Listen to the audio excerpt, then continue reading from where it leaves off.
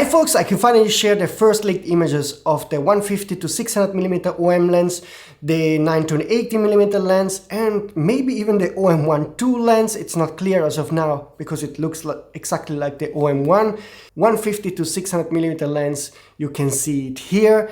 And if you make a comparison with the Sigma 150 600mm full frame lens made for the Sony E-mount, you can see that basically this is the exactly same lens. Also the lens construction is really the same. The only change are of course the Micro Four Thirds mount and some exterior changes made by OM Digital. So this for me is kind of bad news. On paper I have no problem with OM Digital rebranding lenses from Sigma, that's okay.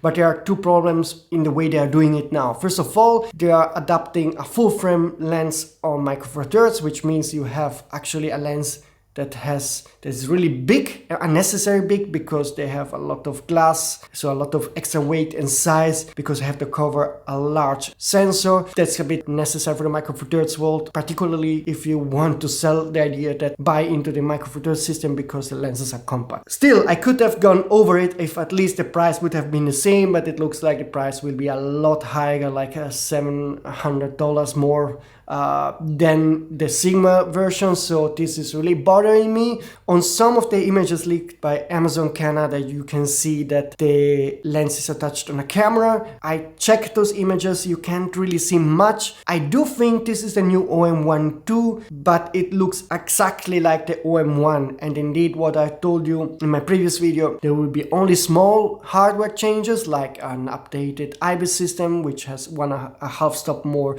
stabilization, a larger buffer, and also the buttons apparently have a better feeling.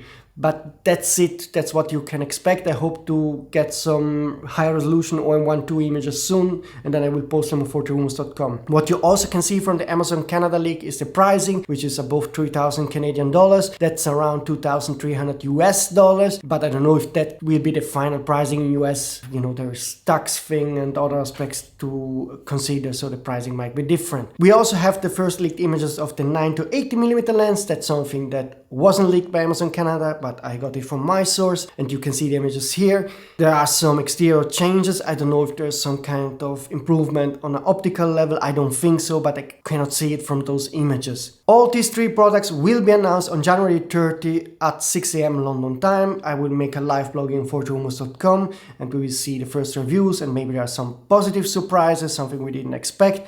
There will be also a new lens roadmap that OM Digital promised to release, and I keep my fingers crossed that we are getting some truly newly designed Micro Four Thirds lenses that can bring back some excitement, because the past years OM Digital really was not really bringing some real innovation, but some smaller updates. And this isn't enough to bring back my confidence in the Micro Four Thirds system. We need something like Panasonic did with the J9 II, which is an excellent newly developed camera. I hope that Panasonic will release also a GH7 this year, and maybe even a new Micro Four Thirds lens. And I hope OM Digital realize that they cannot really bet on just smaller updates or making Micro Four Thirds versions from full frame lenses. That's not the strategy that will bring back confidence in the Micro Four Thirds system, which is pity, because I think Micro Four Thirds has a truly unique selling point. It's the truly only mirrorless system that can be very compact when it comes to the lens and camera combo, something that full frame certainly cannot offer. aps-c not even close to Micro Four Thirds. Also the whole lens range is really excellent, and I hope that OM Digital will realize after that announcement they have to step up the game to develop at least one, or even only one innovative product a year. That would be already enough for me, so they don't have to have a crazy pace like in the past years. I understand that the market is changing, and you know there's a smaller group of people that buys gear.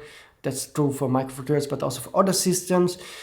And so I understand they cannot really keep up with that, but yeah, like Panasonic did with the G9 II, if that OM Digital can do this year, maybe with a new Pen F2 or OM-1X, that would be nice. And with a new high resolution sensor, that's one of my hopes. But anyway, That's it, folks. On January 30, be sure to be on fortrumors.com to see the announcement. Is if I get some last minute leak about OM-1II and other info, I will post it on fortrumors.com. For the rest, folks, that's it, and I see you soon.